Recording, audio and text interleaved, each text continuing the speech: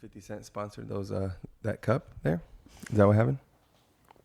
No, 50 cents. 50 cents. Centavos. Centavos? Yeah. 50 centavos? 50 centavos. I know a little bit. You know how I know that? Way back when we were kids, we would sell sodas and we'd be like, 50 centavos. Well, why? Where were you selling Probably sodas? at the church, you know, like when we would have like things, like my mom would make burritos and like Yeah. we would be selling soda. So you guys would man the We'd have like water bottles beverages. and stuff. Yeah. Like when there would be like an event, you know, like something going on at the church, like in the parking lot or whatever. We would do that. We'd have like signs and stuff. And I remember always yelling, 50 centavos, 50 centavos.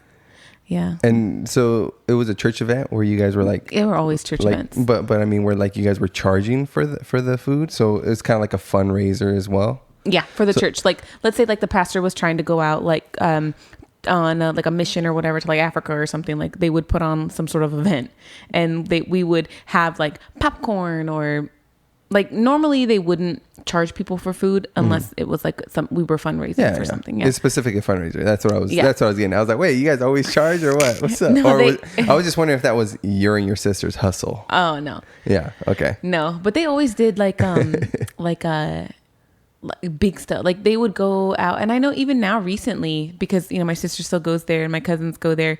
The same church that we've been going to, well, not we've, but that I had been going to as a child, since I was probably like 11 or 12. And they just like go to the park and like cook food and hand food out to people, or Yeah. Awesome. have something like in the parking lot when they're having like a yard sale and just have food and just be like, yeah, they will probably charge for that, but it's like cheap, like 50 cents, $1, you know, like whatever you can donate to the church, you know? Yeah. But yeah, like my mom would always be the one making those burritos. Yeah. And now the baton has been passed to my sister Oh, is she the one kind of taking up the reins on that? to cook the burritos. Yeah. Yep. The 'Cause burros. My mom always did. Yeah. Anywho, That's awesome. Well, welcome back. how much of that is going to be? Why not all of it? Okay. Yeah. Welcome back.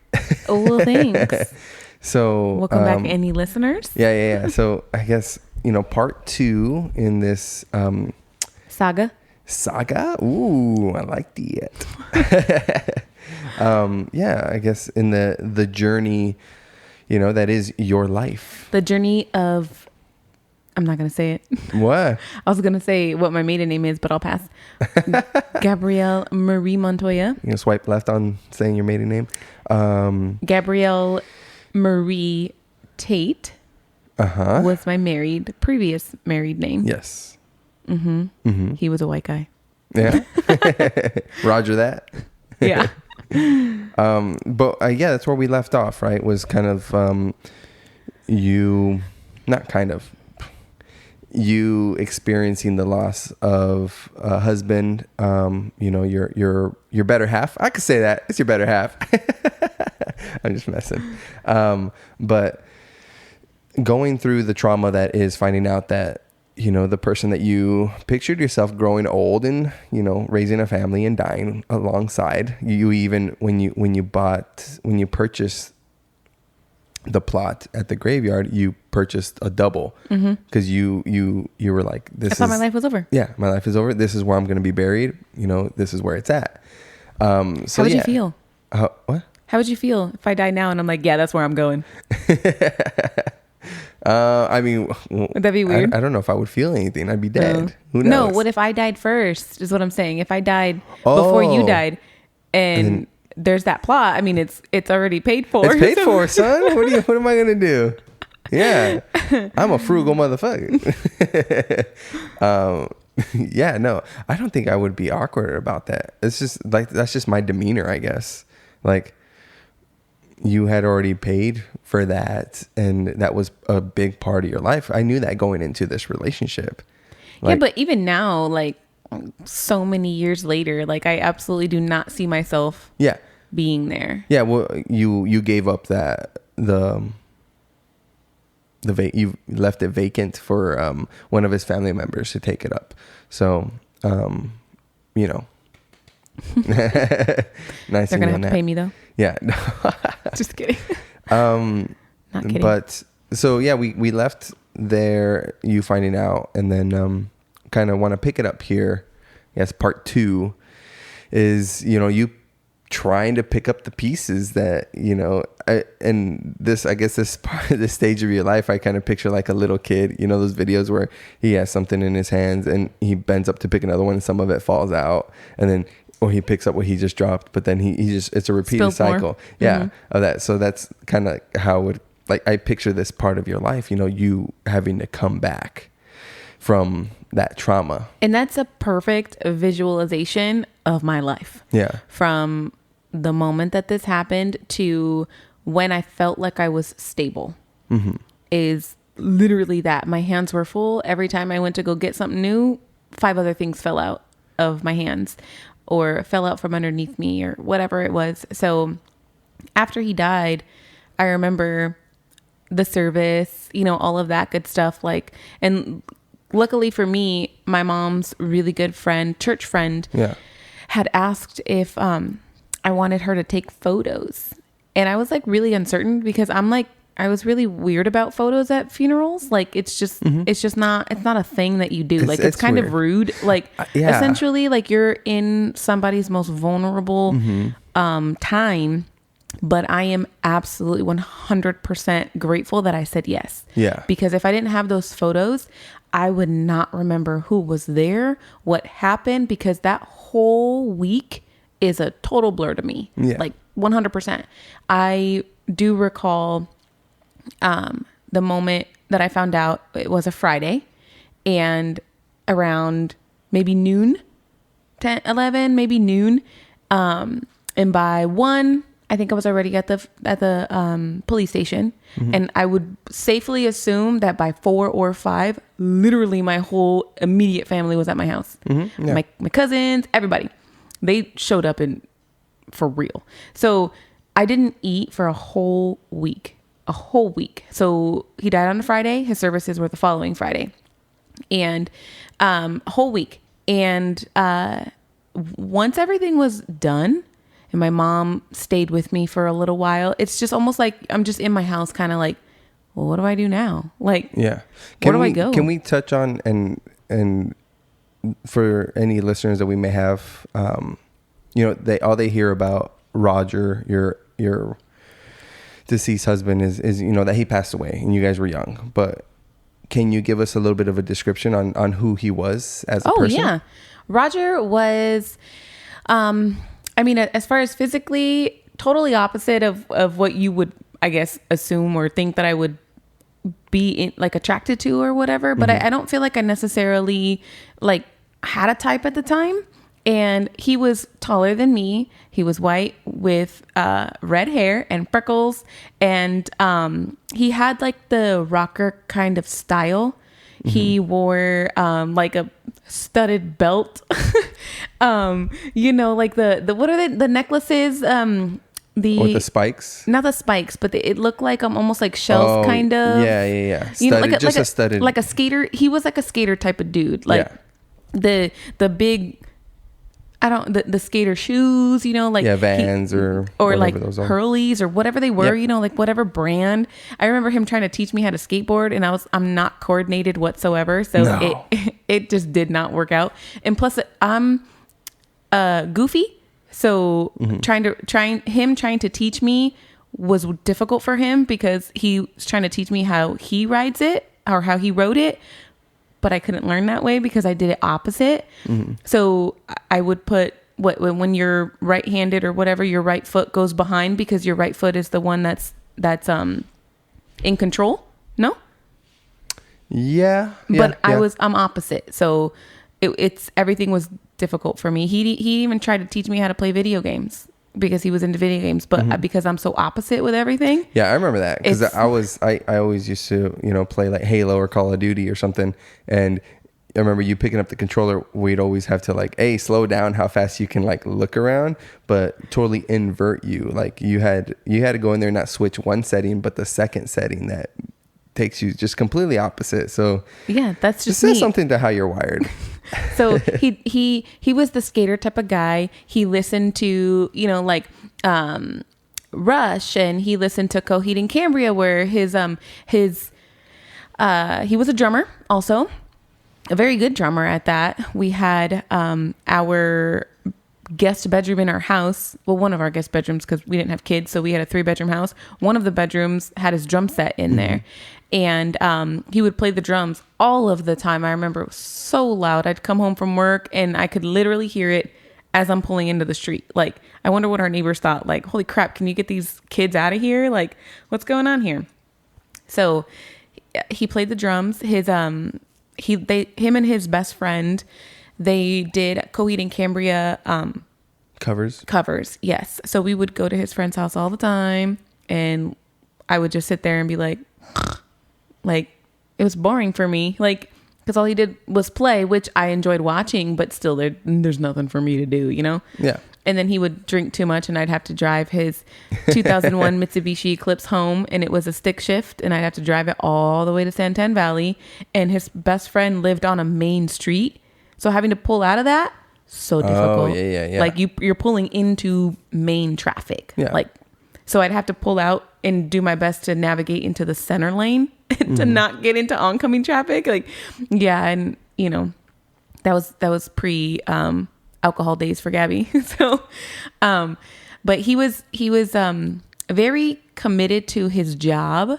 He loved what he did. He was friendly. He talked to anybody. He loved what's the brand? My cousin got a tattoo of it. The famous Stars and Straps. Travis Barker. Is that Travis Barker? I don't know, but famous. Famous, yeah. So he was so into that, so much so that that's how if you saw that, you thought of Roger, like our family. So my cousin ended up getting a tattoo for him on her arm, which is hilarious because when you look back at my wedding pictures, she was like totally against us getting married because we were young, like not ready.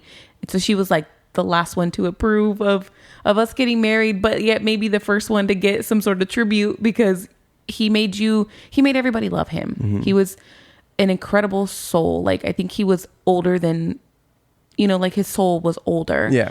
But he was a good guy. Like, he was a good guy, and he worked hard for us and gave me and whatever I needed, bought me a house, like cars, and we had everything. So when he died, I didn't have that anymore. I didn't have that security that I took for granted. Like, obviously I took it for granted because I'm 19. Who yeah. You would never think that you're just about to lose everything. Yep. So it took a little while, of course, but I essentially lost everything. Obviously couldn't afford my mortgage anymore. I had to get rid of my dogs. Of course I gave them to good homes, but I had to get rid of my dogs, and about 6 months maybe after Roger passed away, I lost my house. Like, it foreclosed because I couldn't afford it anymore. We bought that house on a 2-person income with him being majority. Mm-hmm. And then here I am, I still made good money, but not enough to afford the house. And we're young. We lived in a neighborhood that was up and coming, but still we couldn't afford it. I couldn't afford it.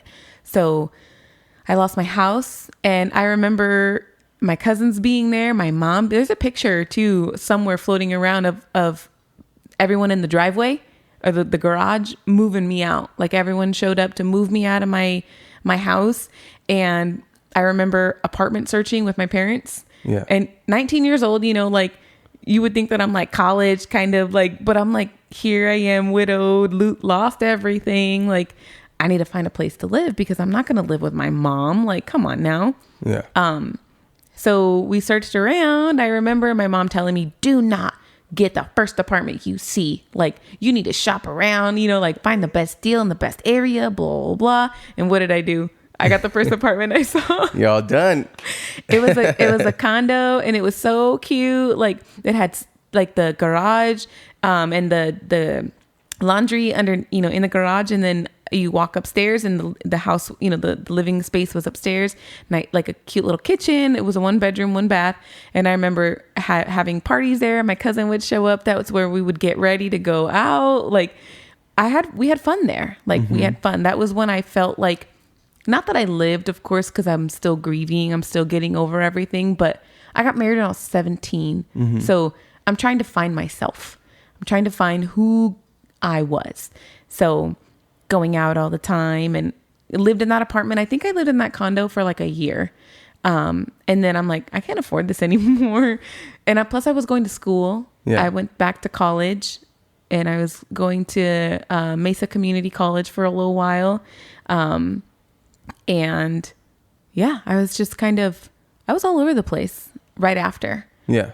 Like I really didn't know. All I knew was that I couldn't afford my house. That's why I lost it and got my apartment and I don't want to say like, wild out, but I kind of did for a little while. Like, and by a little while, I mean like 4 years.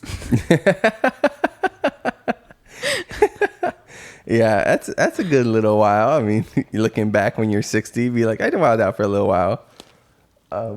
But when you're freaking 20, not even old enough to go to bars. Yeah, but it's like you're grieving.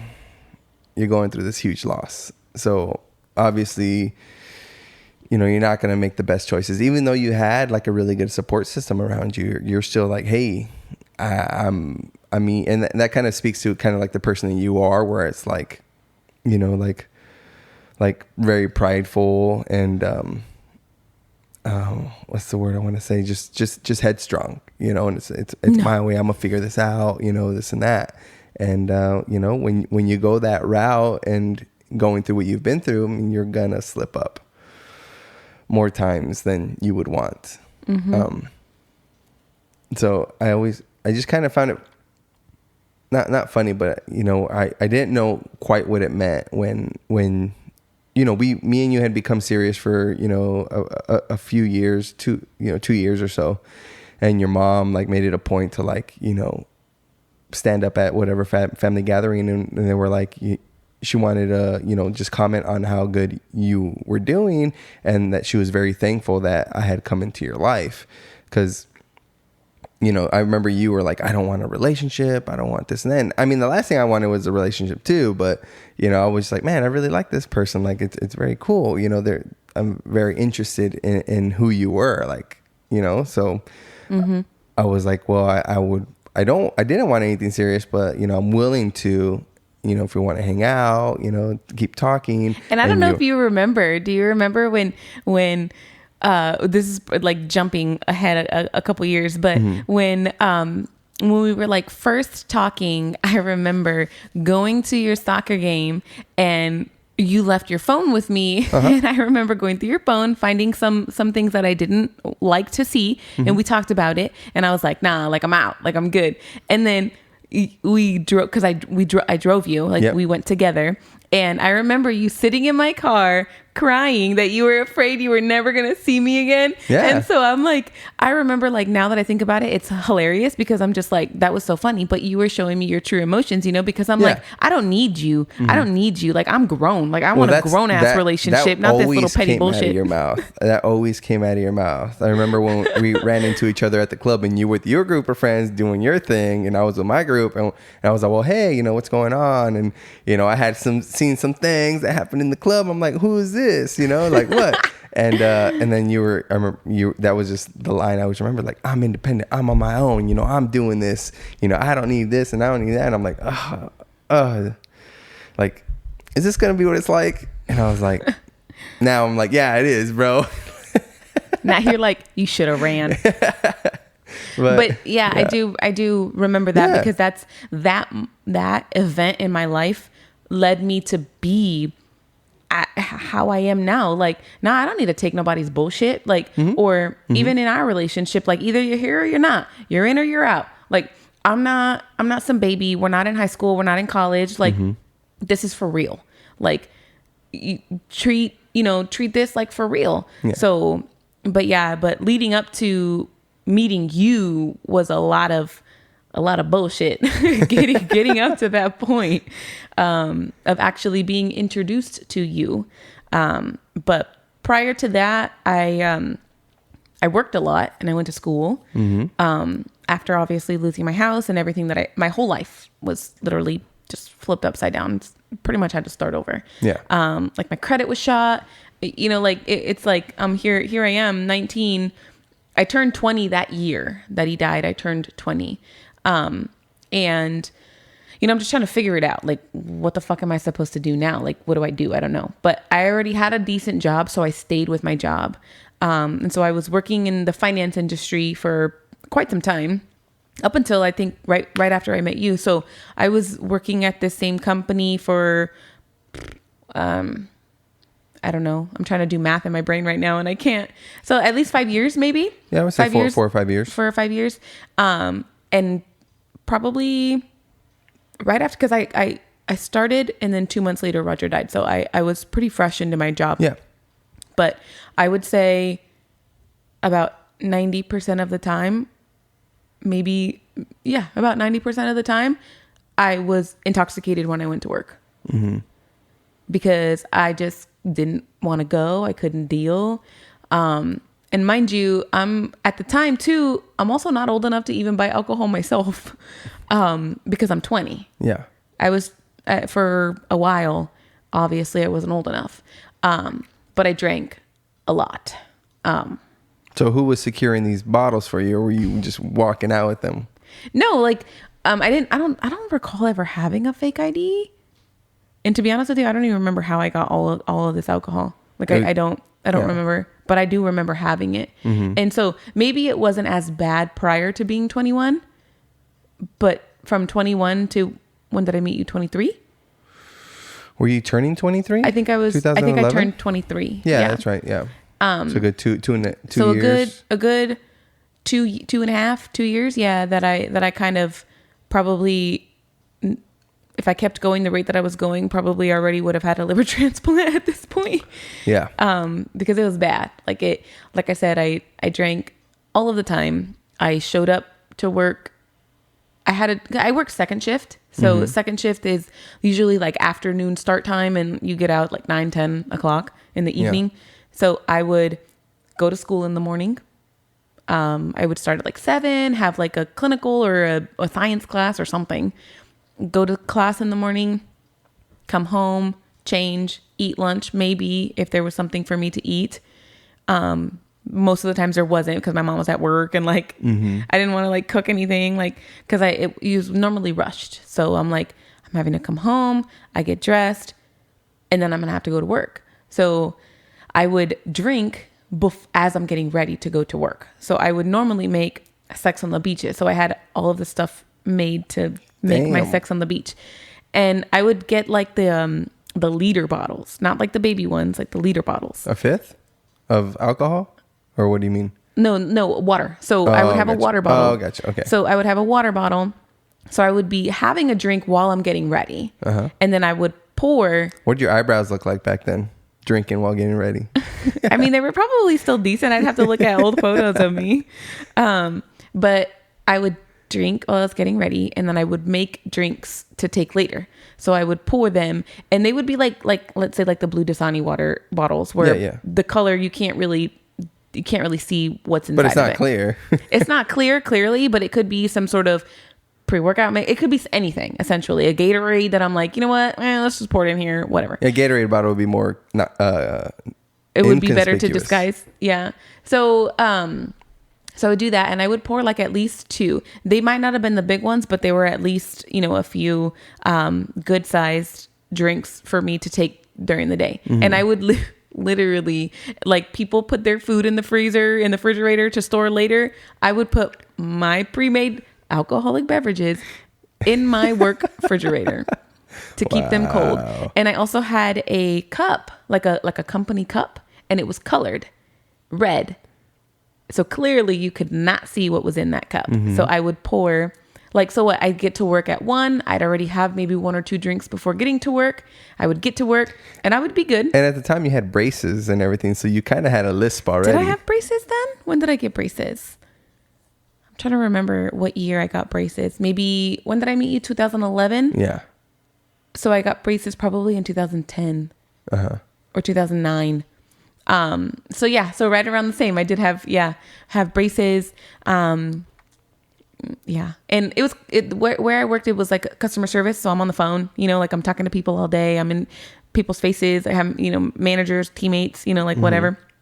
So my drinks before work would let me coast to but I would always have something in my cup. Like I would always, if people have water on their desk, I had a Sex on the Beach and nobody knew. Like nobody knew what I had. And then lunchtime rolled around. Well, did nobody know, or they just kind of were like, I'm pretty sure nobody knew. This girl's gone through some shit. No.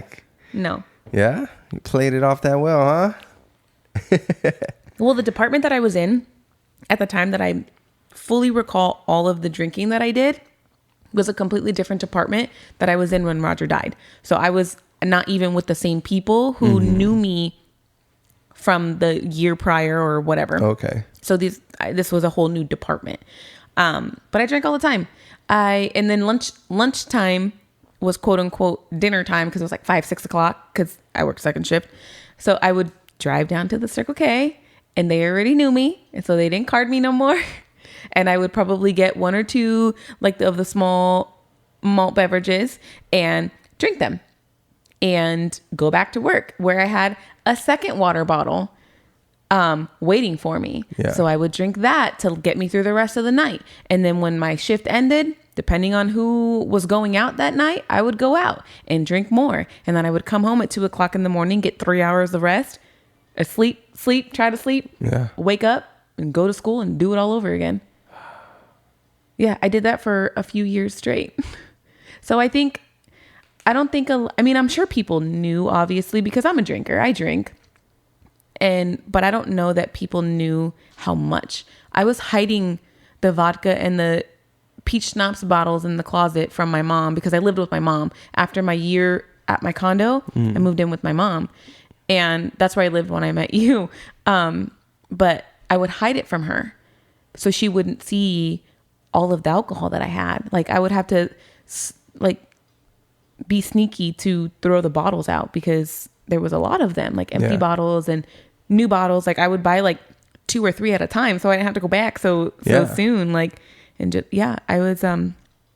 was pretty much intoxicated for 3 years straight. And looking back, like you said, you would probably need a liver transplant if you stayed on that same path for who knows how long. And you didn't get any blood work or anything during that time? No blood work. I mean, I don't recall like going to the doctor and like getting anything done. Yeah, well, you're young. Yeah, I'm young. And I'm just like kind of like, YOLO. Like, I don't know if that was a term back then, but like, like whatever. Like I'm living my life. I went through some shit, so let me just do me. Mm-hmm. And I am very, very grateful because not a lot of people can say this. Being where I was at, I'm grateful that something significant didn't happen to me or to somebody else because I drove drunk. I drank while I drove. I mean, I'm sure everyone could be like, yeah, that I'm guilty of that too, but it's like, there's a lot of people who quit drinking, obviously for good reasons, but for the most part, they've had some significant shit happen in their lives because of the alcohol. Mm-hmm. Like maybe they got in trouble and they were in jail, or they got hurt, or something happened to somebody else. So something significant has happened, or they've reached a point where they're like, yeah, I can't do this anymore. Yeah. And I got to a point where I eventually got there, but during that time, I'm just so glad that I never got into an accident, or I never got pulled over and got arrested for a DUI, or I didn't get fired because mm-hmm. they didn't know that I was drinking on the job, they didn't know that. So I got very lucky during that time. And of course it could be like Roger was looking out for me, but it's like, I don't believe in that stuff. It's just kind of like, whatever. Like I did my best to quote unquote cover my tracks, and make sure that I was okay. But I do always remember coming home from work at 10 o'clock at night, 10:30, and there would always be food in the microwave for me because my mom would have made dinner or got pizza or something and always saved me food.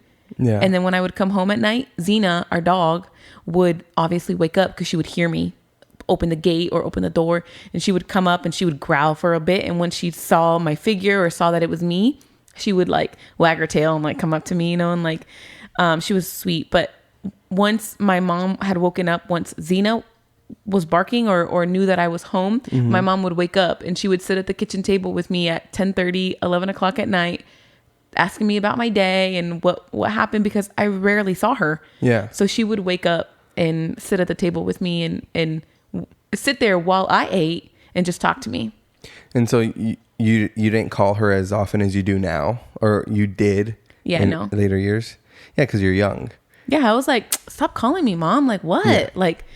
Like I'm busy. Like I'm at work. I'm at school. Like, what do you want? Like, we rarely text. Like, we just didn't communicate. Yeah. So she made it a point when I came home to make sure that she woke up and sat out in the kitchen with me while I ate and just talked. Like, there would be sometimes too where she'd be like, Mija, can you bring me some Rally's fries? Like, I really want ketchup. And if you know now me, I'm like, sometimes I just want ketchup. Like, I just crave ketchup. So I want to eat something so I can eat ketchup. Like, I'm like, you haven't taken it to the point where you just squeeze the bottle. No. Like, so she would want ketchup, cold ketchup. Her ketchup had to be cold. Yeah.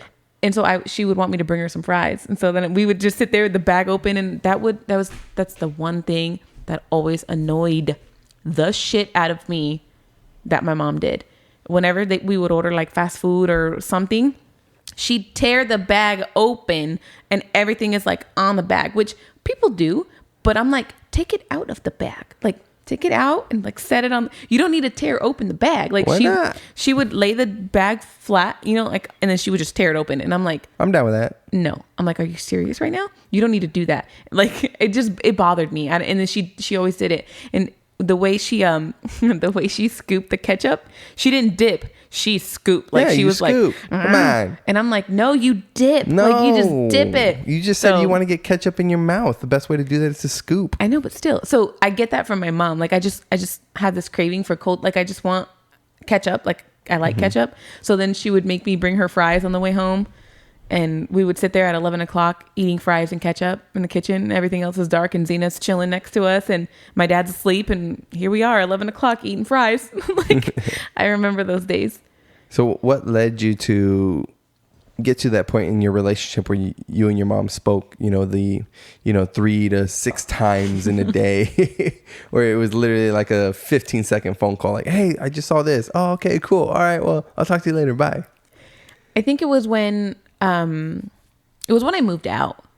When we moved in together is when we started talking more. Because before we rarely spoke on the phone. I mean, we called obviously each other for various reasons, but we didn't have bullshit conversations. Like, years later, like a couple years ago, I would literally call her in the morning on my drive into work, and I would be like, "What are you doing?" And she'd be like, "Oh, having a party." "Oh, nothing, having a party." And I'm like, "Oh, is there cake? Like, can you save me some?" And like, we just bullshit back and forth. And I'm like, "Oh, okay, well, what are you going to do for dinner?" "Oh, I don't know." "Oh, okay, well, let me know." "Okay, bye. Love you. Bye." Literally, that was it. Like, all I wanted to do was just call her and see what she was doing. Even though I knew what she was doing, I'd be like, "What are you doing?" "Oh, nothing." "Oh, okay."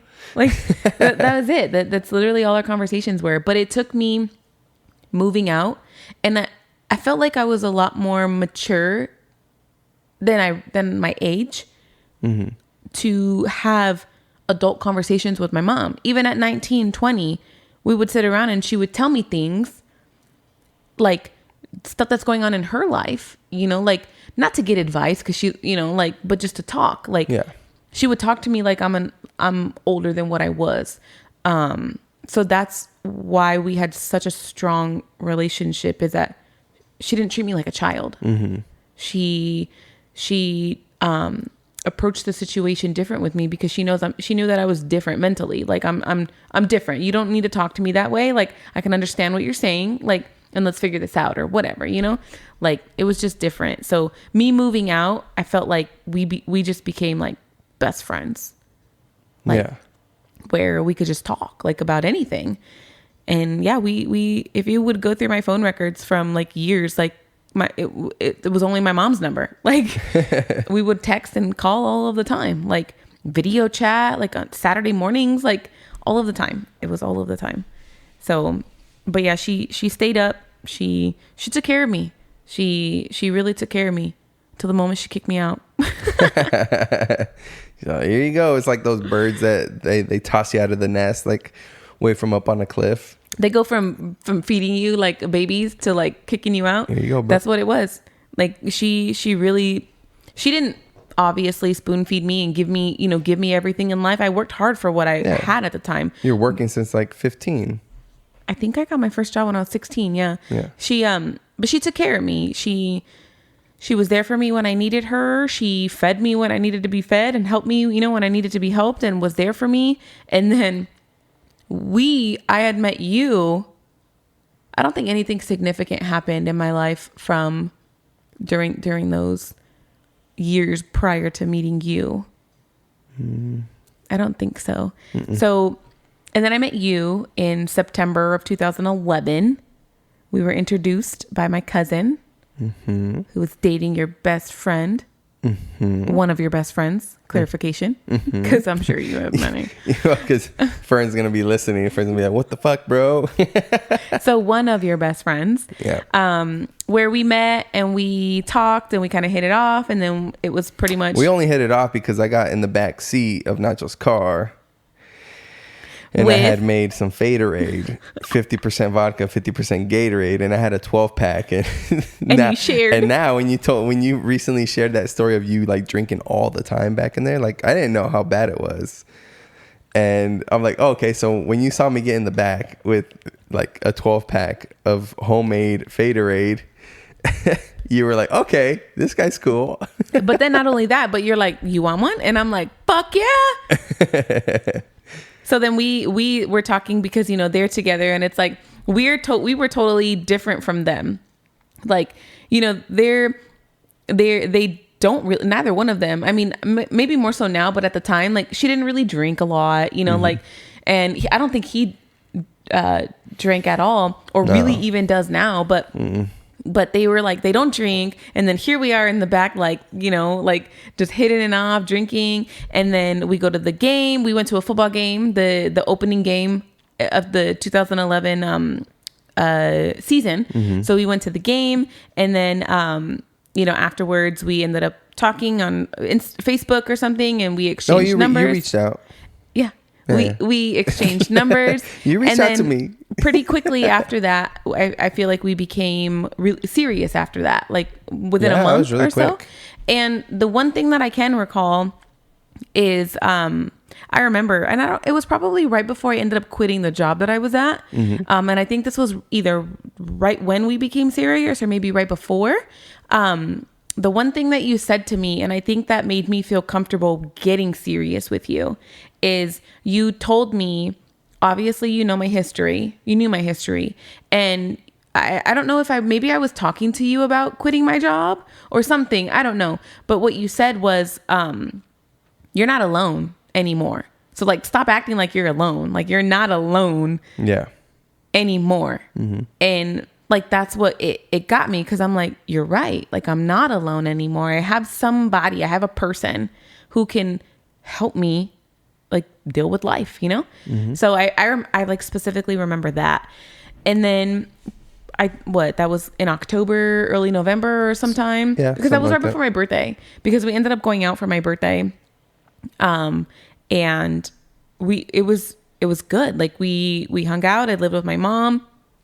And what's funny is that you bring it up all the time that I had always said, like, I would never date somebody that lives at home and doesn't have a job. And what happened? I lived at home and I didn't have a job. And I still loved you. Because I quit my job. Yeah. And I just went to school. And I quit my job. And did that for a little while, and we were dating. And then all of a sudden, I don't even remember when it was, early in the following year, my sister needed a place to live, and my mom and my dad only had a 2-bedroom house, and my sister needed to move in with my mom, and there was no more room. So I needed to move out. She kind of kicked me out, because my sister had kids. or had a kid and I think she was pregnant with my niece. So essentially I had to move out.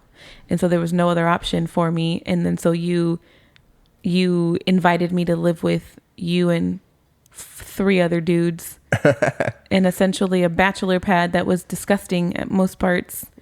I cleaned the kitchen. I washed the dishes. Yeah. I remember getting attitude with the chicks that were there. Like, nope, you better clean up after your nasty self. Like, nope. So I remember those days. And it was great because I 100% loved being around Maya. She was awesome. Yeah, Like Nacho's boxer. Yeah, she would. Oh, it sounded like I was talking about a person, huh? Yeah. Yes, a dog, Maya. She was great. Like, so she would be like my companion there too when I was there and nobody was there or everybody was locked in their rooms or whatever. Mm-hmm. Maya was there. So rest in peace, Maya. Yeah. But yeah, I remember those days where, I mean, I don't know if I should say this or not, when one of your roommates would be bringing a different girl home every other night, and I had to pretend like when I would be talking to this girl that she was the only girl that he had brought home because I'm trying to be nice, you know, trying to entertain these people that are mm-hmm. coming over, you know. Mm-hmm. But yeah, it was an interesting time in our lives. Yeah, to be young. No, but we, ended up moving in with each other, and your biological clock was ticking, and you were like, hey, I need some kids. And I was like, oh, not ready. And then we talked about it a little bit more, and we're like, okay, we had kids. Well, I remember because I told you, because when we got our condo in Mesa, and I'm like, oh, I really want kids. Like, I think, I need kids. Because I've always saw myself as being a mom. Like, as crazy as I am and strict and hardcore, like and always knew I was going to be a mom. Yeah. To how many kids, I didn't know, but you said you wanted 4. And I was dreading you being pregnant. At the time. I was dreading you being pregnant. But how was I? You're actually pretty good. Okay, thanks. Surprisingly. So we moved into our condo, and we were there for a little bit, and then we decided to go ahead and have kids. And I feel like you agreed because I told you it takes most couples like a year to get pregnant. Like, yeah, but I didn't take into the fact that we're Mexican. So like we just have kids fast. So we ended up, we talked about it. Both times we tried. Well, we talked about, no, it was 3 times. We talked about it. Oh, yeah. And then we found out that I was pregnant. And I remember the first person that I called was my mom. Mm-hmm. And she already knew because I was like, Mom, I gotta tell you something. And she was like, oh my God, you're pregnant. And I was like, oh my God, yeah. She knew we were trying. I'm so embarrassed. Our conversation. So that was like early November, maybe mid-November, like right around Thanksgiving time or something like that. But I remember being constantly tired. I remember like I slept all of the time. Like I took like 3 naps or 4 naps during the day. Mm-hmm. And I remember being cold. I remember being at work and having a blanket, and I would take the blanket and I would go down to our like not the break room, but like a little kind of little like room, a personal room. Yeah, like a personal room. It had a chair. It had like not a bed, but like a little thing that you could lay flat, and it went dark, and you could just be in there like if you needed whatever. So I remember going in there like every day and taking a nap. Like I would, and that's not me. Like, I'm like, why am I so tired? Like, what's going on? And I would sleep all of the time. And then I don't remember what ended up happening, but long story short, we ended up in the hospital because like maybe I started bleeding or something. Mm-hmm. And turns out I ended up having a ovarian ectopic. Mm-hmm. The fertilized egg landed on my ovary. And I don't know if you remember if on the tube, I think. No, it was on the ovary. Uh-huh. So I think it was my left ovary. I think so, yeah. So the fertilized egg landed on my ovary, and it had been actively hemorrhaging for like 2 weeks. Like I was just bleeding internally. So that's why I was so tired, is because I was literally losing blood. Yeah. Like my stomach was full of blood. Mm-hmm. And we go into the ER, and they do like CT or X-ray or whatever it is that they did. and immediately saw that my stomach was filled with fluid, and that they needed to go in. So I think they rushed it. Like, it was fast. I had surgery, emergency surgery, where he went in laparoscopically. Laparoscopically, is that how you say that word? I think so. And he ended up saying that he pinched it. Like, it was still hemorrhaging when they went in. So he stopped it. He had to take half of my ovary. Like, I don't have half of my left ovary. He had to take it, and what? Sorry. I just heard leftover. Leftover? Left ovary. Left ovary. Like leftovers. Ovary. Oh. And what was it? Maybe 500 or 600 cc's of blood out of me. I don't recall. It was a lot. They took a lot. And they told us in the ER, okay, you can't try to have kids for like 3 or 6 months or like some sort of figure. They were like, okay, no, you got to heal, whatever. So I was like, okay, whatever. I ended up being fine. Everything was fine. And then I go see my regular doctor, who I obviously have been seeing for like 7 years. And he was like, nah, you don't need to wait. So we're like, cool. And then that was December. And then February, we find out we're pregnant. February, we found out in February, March, April, May, June, July, August, November. Yeah, February, because Avery was due in November.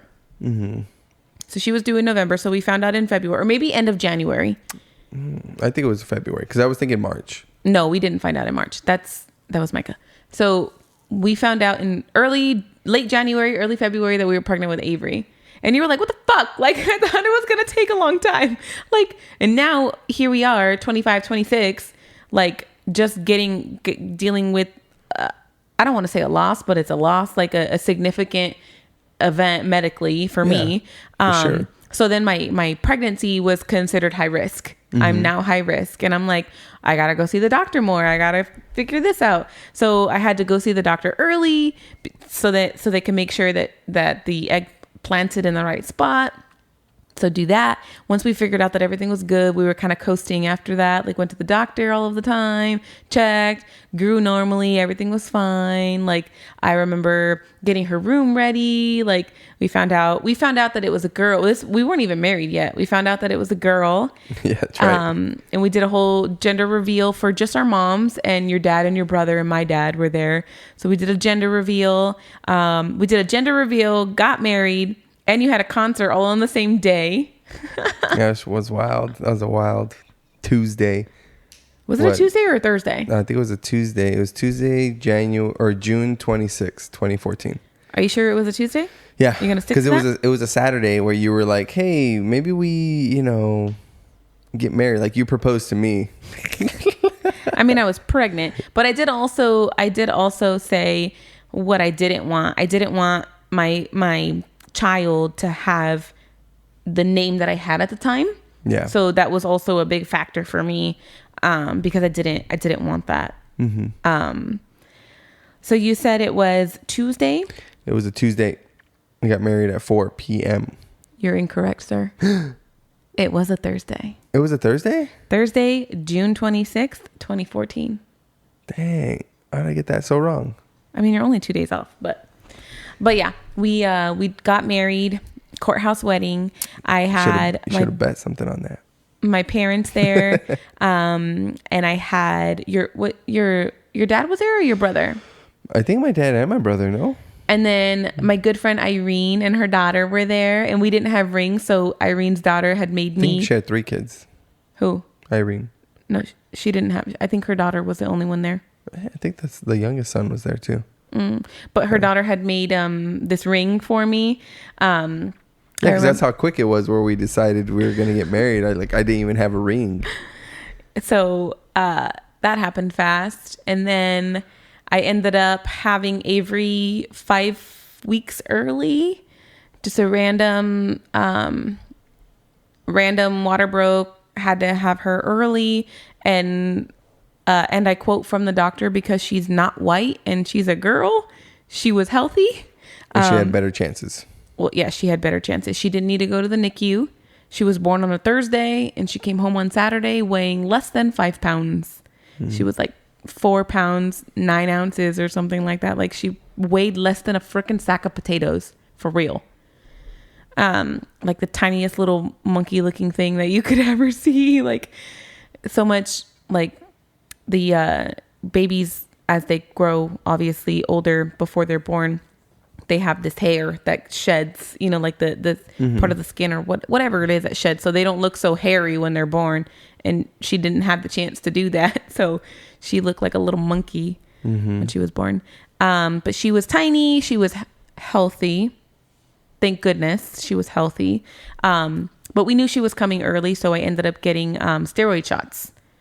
When I got a steroid shot during the labor, and then before I left the doctor's office that day, because we knew I was going to have her early. Yeah. So got steroid shots. So she ended up being good. Her lungs were good. She was perfect in every way. And then that was October. And then November, our first Thanksgiving with her. I remember taking a picture of Avery laying on my mom. And she's like this little tiny little thing, like just taking a nap. She was taking a nap with my mom. My mom was also taking a nap. So they were sleeping. And then we had our first Christmas with her. New Year's comes around. And then March, I think it was maybe end of March or early April that we found out that we were having another kid. I don't know if you remember. That we were having another kid? Yeah, I remember that. I don't think I wasted any time telling you. Like right when you came home, I like threw the pregnancy test at you like, oh, we're having another one. And I said, no. Dropped to my knees. So found out we were having another kid. And then not 13 months later, here comes trouble. I didn't know what else to say. Here comes Micah strolling in. Mm-hmm. And being that I had I had my first kid earlier with no explanation, they decided that I needed progesterone shots every week. Mm-hmm. So I literally had a nurse, a random chick, come to my house every week from 16 weeks to 35 weeks to give me a shot in my booty cheek to make sure that I didn't have a kid early. It worked. So it did work. But she saw Avery grow like she was a baby. And then by the time, you know, she's a year old. But it worked. I ended up having Micah. I had Avery at 35 weeks one day. And I had Micah at 38 weeks and 3 days. So he was considered full term. Mm-hmm. Not a, what are they called? Preemie. Late preemie. She was considered a late preemie. But yeah, he was perfect. Still small, 6 pounds, 3 ounces. Tiny. I have tiny babies, I guess. Yeah. And so from 25, 26 to the next couple years, just navigating parenthood, trying not to jump off every building that I see because, you know, life's hard. Being a parent is hard. Mm-hmm. It's a shock. It's a shock to the system because like you were living so selfishly before. And then now you have these dependents. These humans. They literally rely on you for everything. And that's parenthood, right? It goes from, you know, giving birth and raising a human that relies on you for everything, and slowly that gets chopped away. They become more independent and need your services less and less. I know, and I kind of feel offended. About what? That they need me less and less. Yeah, but we all go through. You went through that, but it comes full circle. My softball buddy, the guy that runs the team, his wife plays in the co-ed team beforehand, and their daughter was there this last time. I think she's like 14, 15. Yeah. And I was talking to them after our games because they stuck around the whole time. I was like, dang, stuck around, blah, blah, you know? And they're like, yeah, she hasn't been out of the house like all week or all weekend or something like that. And it's like, she's being punished. I was like, they're being punished? Like, what'd you do? She's like, well, she just hasn't been out. So hanging out with her parents is punishment. And it's like, yeah, I can see that. Like when you're, you know, 14, that age, yeah. 14 to, you know, 22, 23, you know, you're kind of just like, hey, I want to do me. Like, let's go hang out with my friends, like, you know, all that. And I was like, that'll change. And she was like, oh, she doesn't think it will. I was like, yeah, like late 20s or so. And that, that's how I kind of felt. Well, because we had our kids in our late 20s, so maybe that's different. We had our kids in our mid 20s. Well, late 20s. I was 25, literally mid. Anyways. But it's kind of sad because when I look at kids like that, it's like, I think, cherish it. Of course, you have to tell them that, but they don't know that. No, they don't know that, and it's just like they're just kind of like whatever, because it's almost like they're always going to be there. My parents are always going to be here, and like if I could think back and be like, I would literally spend every freaking waking moment that I had to talk to my mom, like I would do that.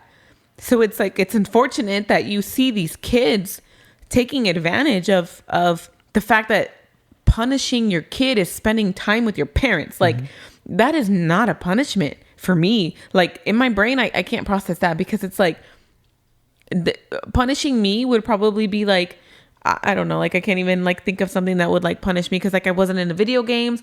TV, I'm totally okay without. It was probably withholding alcohol. As a kid, it's probably more like I can't listen to the radio or be with my cousins or like some sort of other punishment, like that's what it would be. Yeah. But it's like it's hard. I think the punishment was tongue in cheek a little bit, but no, for sure. But it's still difficult to digest that kids don't care. Like I want my kids to want to hang around me. Of course you do. Like of course you do. That's what I want. And so it's like, yeah, I know that I'm tough. I'm like when they complain like this is not fair and blah blah blah, and I'm like, life isn't fair. Absolutely. Especially when you're my kid. Like life isn't fair because I'm tough. And I feel like I'm probably a little bit more tough than maybe I need to be or that I should be, because I find myself correcting myself, like how tough I am. Like I probably shouldn't approach it this way. Or if she's being extra sensitive, instead of me being like, you know what, suck it up. There's no reason for you to be crying. Let her fill out her emotions. Let her figure it out. And when he's over here being a total asshole and wants to explain to me why it was that he, scratched his teacher. Okay, explain it to me. Get all your emotions out rather than being like, like hardcore and hammer down on them. It's like it's hard because I'm still trying. My kids are young. I'm young still. And I'm trying to be a mom without a mom. I'm trying to mother my children when I don't even have a mother. It's hard. Like, it's very difficult because my kids are very close in age. My sister and I are very close in age. So when shit happens between the two of them, yeah, I have a sister. There's two girls. It's just a tad bit different, but it's the same. So when something happens or when something new pops up or whatever, the first person that I want to call is my mom, because 100% of the time she experienced it. She felt that. She went through it. So the person who I want advice from, I can get advice from. Yeah. So I'm just like, okay, I need to figure this shit out on my own then, because I don't have her. I have people. Like, I'm not discounting that. I have cousins who have kids close in age. I have tias and I have friends. I have people. Yeah, but the advice from a parent that with the relationship as close as yours and your mom's was is different. Even you say the advice of a parent, because I always hate to admit this, but I'll totally admit this. My mom, your mom, I love your mom to death. She's the sweetest soul on this planet. Like, your mom is just, she's special in a good way. Like, she's great.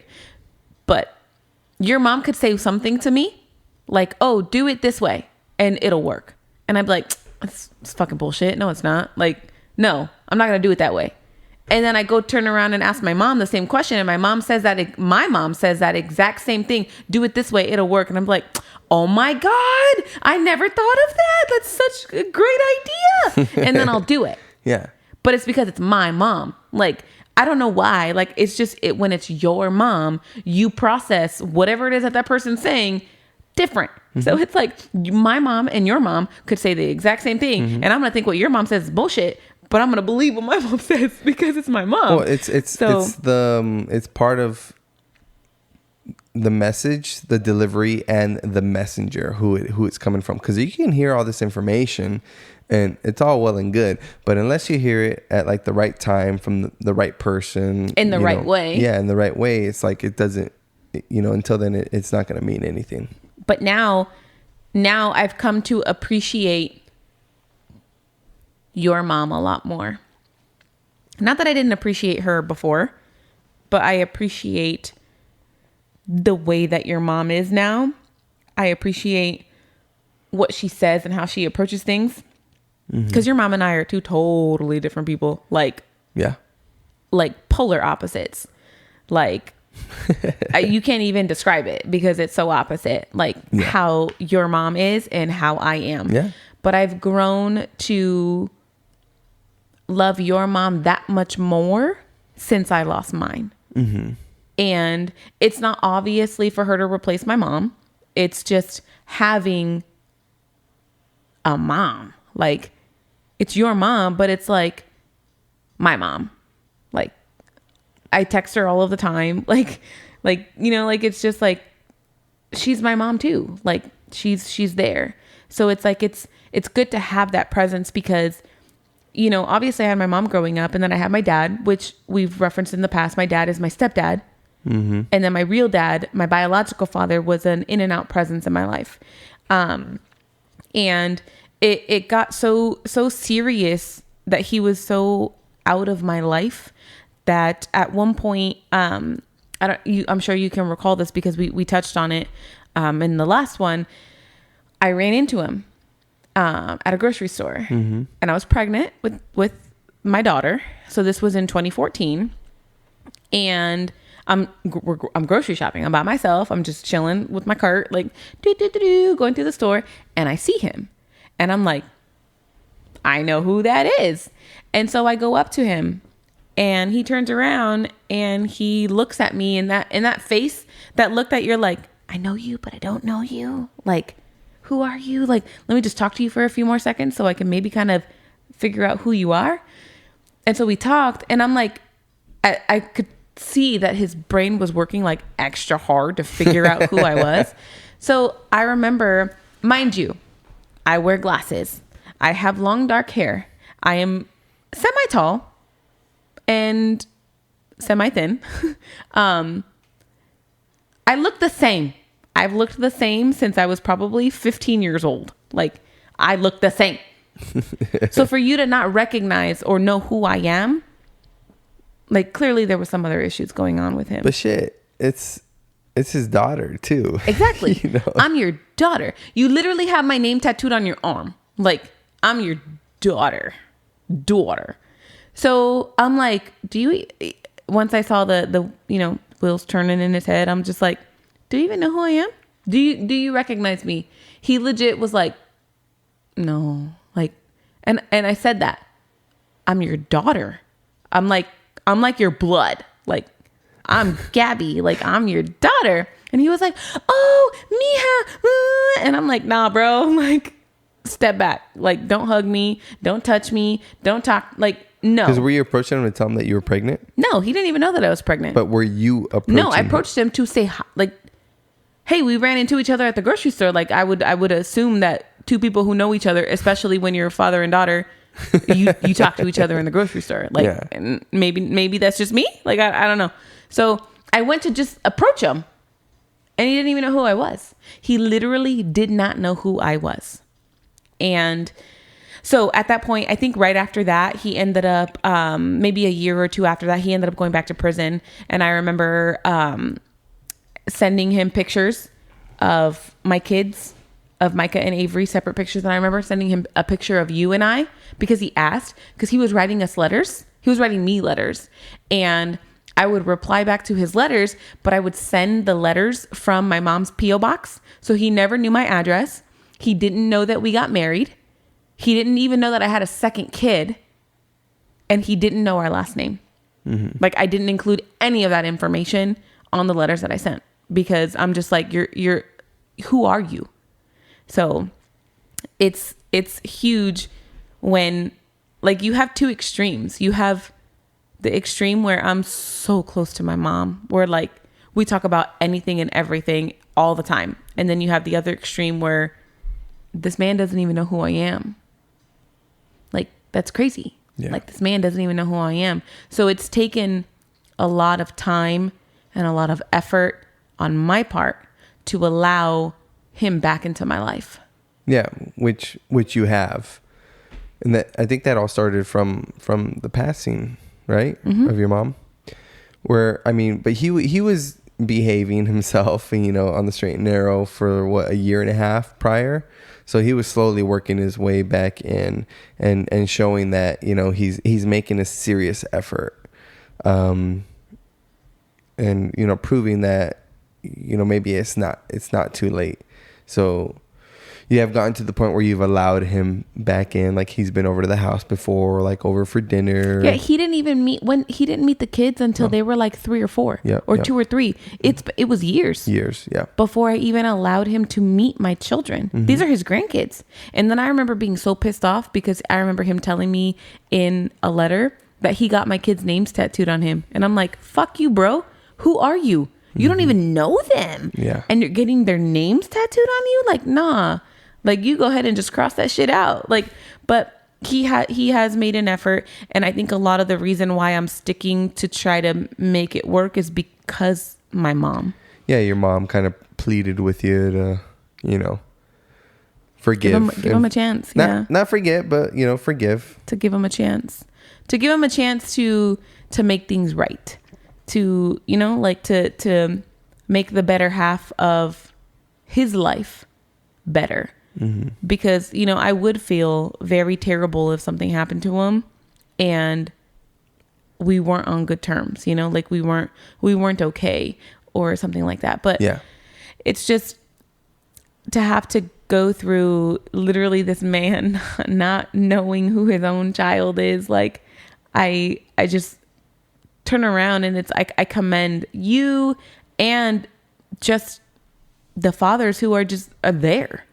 Like, you're involved. You stick around. You just don't stick around for the kids. You know, like, you're there though. Like, you know your children, not just you, but, you know, like just everybody. Like, everybody, every dude who just is just there. I know it broke me up today after I gave Avery a bath, and she was shower, and she was asking. We're saying, she wanted to ride me like a horse. She's like, play horse. And I was like, we got hardwood floors. I'm like, these knees are old. I was like, you know, daddy's old. Like, he can't do that. And so her mind just went to like, oh, you're old or you're going to die. And so she got really upset. She's like, she was so emotional. And so, you know, I'm not, you know, I guess the not the logical, but the thing to do as a parent would be like, oh, I'll never die, you know, and then conversation over. But me, being who I am, I'm like, yeah, mommy, everybody dies.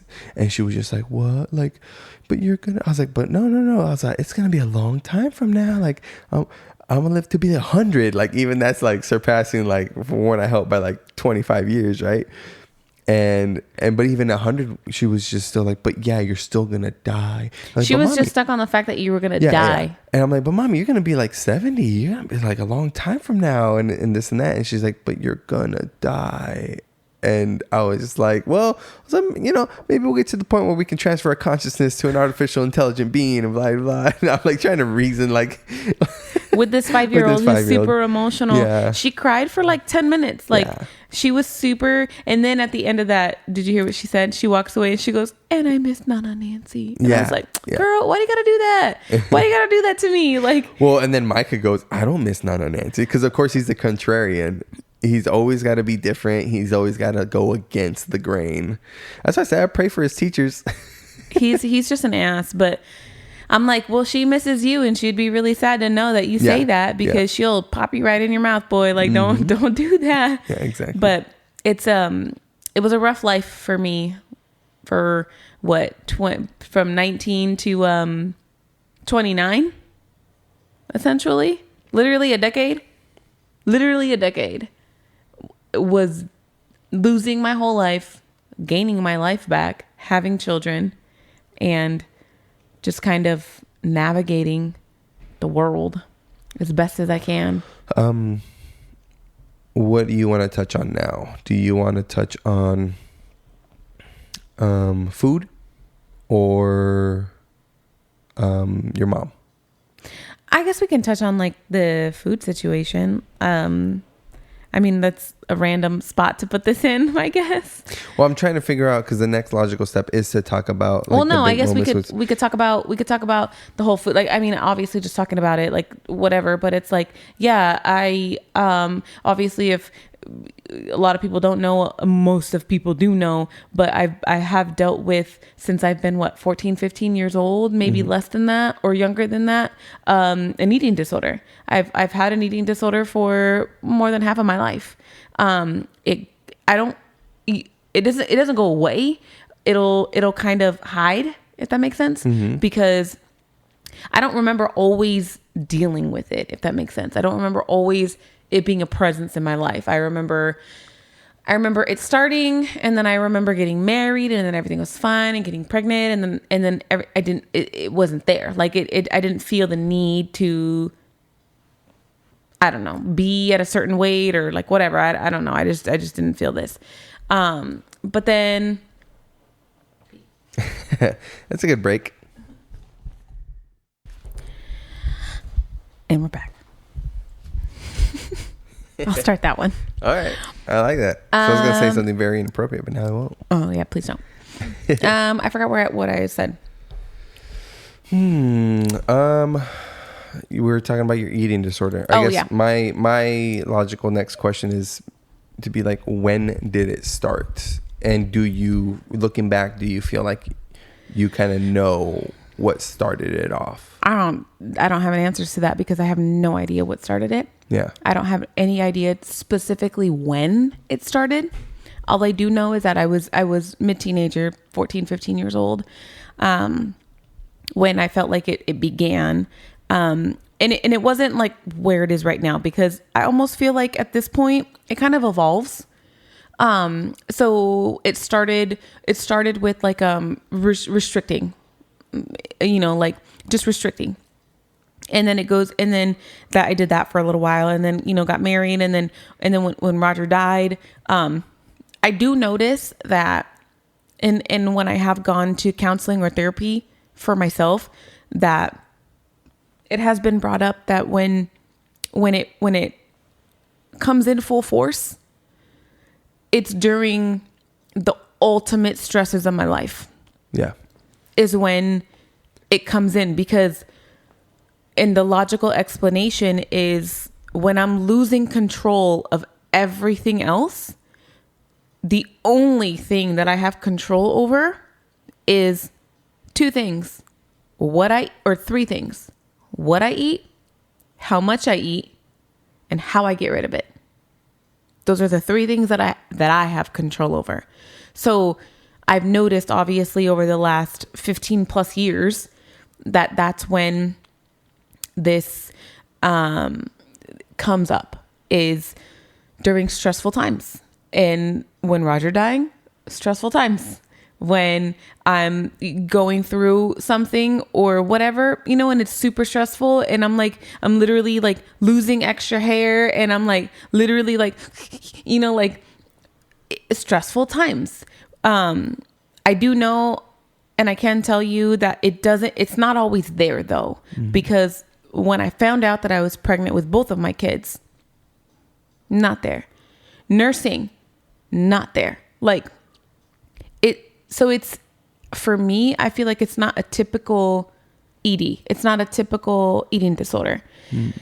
It's, I don't even know how to explain it. So it's like, I'm so, even when I was pregnant and I weighed 145, 150 pounds, I gained 20 to 25 pounds when I was pregnant, and I hated to see the number on the scale.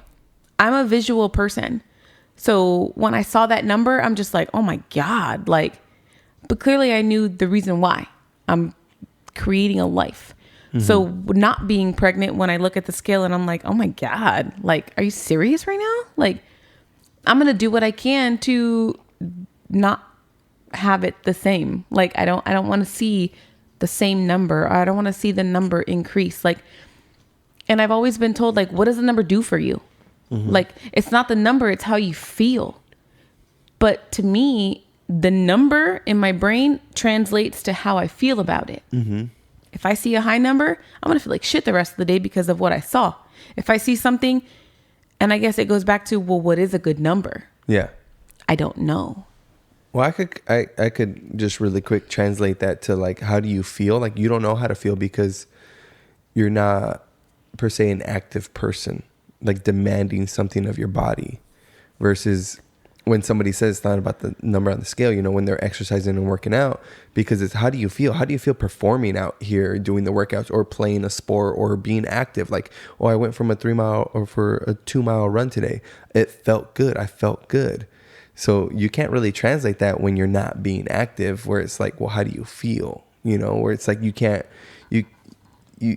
put that information towards something where you're actually you're demanding something physical of your body. I guess I could kind of say that maybe that's one of the reasons why that didn't work, but that's just me speculating. No, and I get that because I'm not active, so it's very tough for me to go out and run or to work out. So when I do, it's like, it's different for me, you know, like I try my best to get motivated to do that. And I do that. I do go out and run and work out and, you know, but it needs to be more on a consistent basis. And it's to keep the ugly ED out of the picture, because if I don't stay committed to doing other things, that's what's going to happen. Yeah. And it's like, it's stressful for me. My life is stressful every freaking day. Like literally every fucking day. Well, you are married to me. Not only that, but I got 2 kids and then a job, and it's just life. It's life. Yeah. And I have to remember that, and you've brought this up, and it's always something that like just pops in my brain. What would I do if Avery came to me and was dealing with the same thing? Yeah. That's exactly difficult for me to digest, because I would never want anybody to feel how I felt, to go through what I go through. Like, if anybody has like how they dealt with it, like reach out, like, you know, like we could freaking go through this together. But it's like, I've always felt like I'm alone, like going through that, like going through this continuously. Again, it's not something that just goes away. It doesn't go away. It's there all of the time. Just like I guess like an alcoholic, you don't do it, but you want to do it. And you go so long and you're like, cool, I'm 3 months sober. I'm 6 months sober, and this and this and that. And I feel like it's before not even, it's been about a year. It's been about a year. Because like, I think in April is when I decided to start to like, to fix the situation, to gain weight is essentially what I needed to do. Mm-hmm. Because, you know, everyone says, of course, that obviously we know that losing weight is hard, because it is. Mm-hmm. But gaining weight is just as hard. Yeah, for certain people, for sure. When you have the mentality that I have had, that weight is bad. So gaining weight is hard, very hard for me. So I couldn't gain weight for the longest time because of the whole eating disorder. I couldn't gain weight. So I am 5'5", and I'm underweight. I'm here at 29, 30 years old, and I weigh just as much as a freaking, 15-year-old. Like, I'm underweight. So clearly I know that's not healthy. So, and my mom was always concerned about me. Like, she'd always ask me, like, if I was okay, or, like, whatever. So I made the conscious effort, or the decision, to kind of change things. And yeah, there's still struggles. There's struggles every day. Every single day. It's just like with anything. It doesn't go away.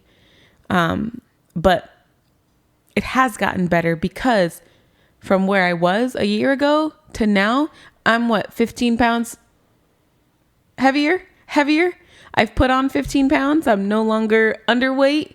Yeah, well, I don't necessarily work out all of the time, but clearly I'm eating a hell of a lot more than what I was eating before. Well, you're retaining it. Yeah, I'm keeping it. Because your eating disorder was what's it referred to as? So there's a few different. So, like I had said before, initially it was restricting. So you're just. But is restricting almost like fasting? It's like fasting, but you're doing it more. Like you're not doing it for health purposes. Yeah. You're doing it just because you don't want to eat. Yeah. And then it ended up turning into a for years, more like a binging purging. So you again, as I stated, what I have control over is what I eat, Yeah.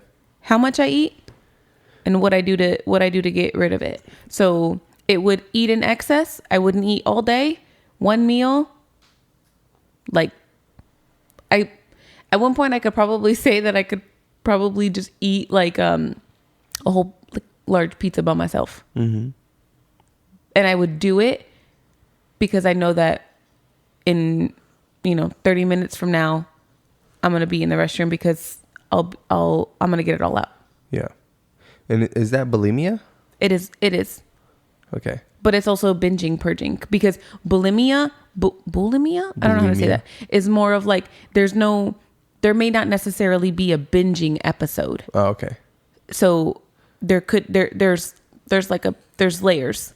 So binging and purging, it is still technically bulimia, but you're also doing the binging, just like binge drinking. Yeah. It's which most people do. You're binging and then you're purging. Yeah. A lot of people that go out are binge drinkers. You know, they go out and go hard. You know, it's that social binge drinking. Yeah, so it's essentially the same idea, but you get it all out after. So you're not retaining the calories, you're not retaining the carbs, everything. Like you do it to satisfy the mouth pleasure. It's just the taste. It's just like whatever, and it may not even be anything good. It's just food. Like to me, it's just fucking food. Like this means nothing to me. Like whatever. So it's like. I just look at it now that my daughter's getting older, that I don't want this for her. Like, I don't want her to see me struggle. Mm-hmm. I don't want her to feel that this is life. I have to worry. I don't want her to feel like I have to worry about my weight or I have to worry about what I'm eating. I don't want her to ever feel concerned at all about her weight, like, or what she's eating or how much. Obviously we tell her like eat until you're full and then don't eat no more. Like that's it. So it's like, not that it was bad, but I don't recall anybody telling me that, Yeah. And it sucks because I can't go back and relate the start of this to a significant event in my life because I don't know. And I brought it up, and I think you brought it up to your mom that it had a big role in this was how heavy your mom and your sister were. Mm-hmm. They were like very obese, and your mom in her later years, her last few years, had taken steps to get down, and she had lost, how much weight has she lost? I don't know, but she was doing a very good job. At least 90 to 110 pounds, I believe. She was doing good in losing the weight and getting herself healthy. Yeah. In the last few years, I would say the last 3, maybe 4 years. Yeah. And your sister, since your mom's passing, is down like what? 100, my sister is fucking pounds? incredible, and she's over 100. I think she's right around 100 or maybe more. 100 pounds lost, but yes. That was a huge reason why I kind of felt like I was the way that I was. And I did admit that to my mom finally, which hurt her. It hurt her. It made her cry. And I'm like, I don't mean to be mean. Naturally, yeah. But the reason why I feel like I need to do what I'm doing is because I don't want to be like you. And by that I meant physically. Yeah.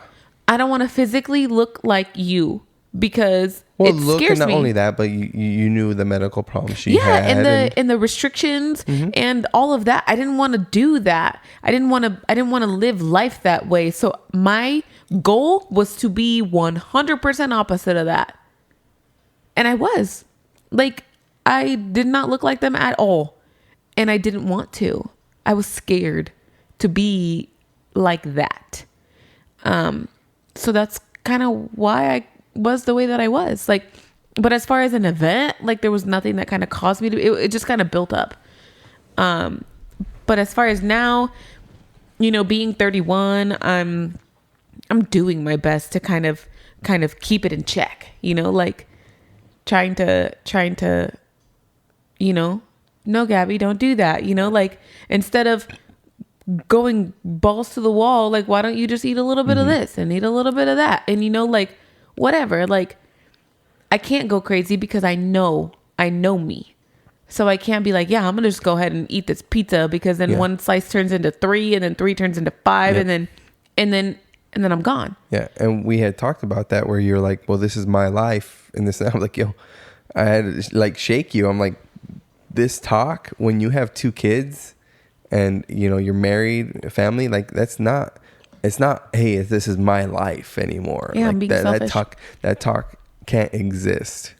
Like, you have to look at those kids and, like, you know, just literally think about the decisions you're going to make with them in mind. And I had appreciated, like, there were times when I would tell you, like, this is what I'm going to do. Like, once I have it in my brain, it's almost impossible to get out. You know, like, the idea of eating whatever and then knowing what I'm going to do afterwards, right? So it's like, it's almost impossible. So there have been times when I've told you, like, this is what I'm going to do, and then that's it. And then talk about it afterwards, you know, like, okay, well, what can we do? You know, because I remember not even too long ago, like, my body has been so accustomed to that like, I have to do certain things to prevent that, if that makes sense, like, without getting, like, too graphic, you know? Yeah. Like, if I feel too full, I can't go and, like, I guess in no other words, like, if I feel too full, I can't go, like, let's say bend down and, like, pull stuff out of the dryer, because that's a physical action that I'm used to taking to get everything out. So my body naturally is going to feel that that's the next step. Yeah. So what I need to do is, and what you're like, okay, we'll go for a walk. Let's go do this. Let's go do that. Let's take your mind off of it. Let's do this. You know, like, you have been supportive, but you also have been supportive too in the, okay, because it doesn't happen often, and I don't think it's happened in a while, but for you to be like, okay, this is what you're going to do. Okay. Like, you know, not shut it down, but because you know that it's a thing, it never goes away. So those urges are there, just like smokers, just like alcohol. Those urges are there. So as long as there's a support system, and when quote unquote relapses happen, it's not shame on you. It's not you're a terrible person or you whatever. It's okay. How did you feel before you thought that? Yeah. How could we prevent that? Yeah. It's not just with me. It's literally with friends that I have. It's with my kids. Like, it's helped me grow and learn too, like, how I deal with situations, because I can't go into a situation, like, you know, super stressed, because I know the outcome. But then it's also like, I need people to be like, don't judge me, because anybody who judges me is probably the last person that should be judging, because who knows what fucking shit you have in your closet, like what skeletons you got in there, you know? And for me to even be able to be open and talk about my skeletons, like, that's huge. Like, but like I said, it's, if somebody else is going through this and they're like, I fucking understand, like, I get it, then boom, best friends. Like, let's talk about it.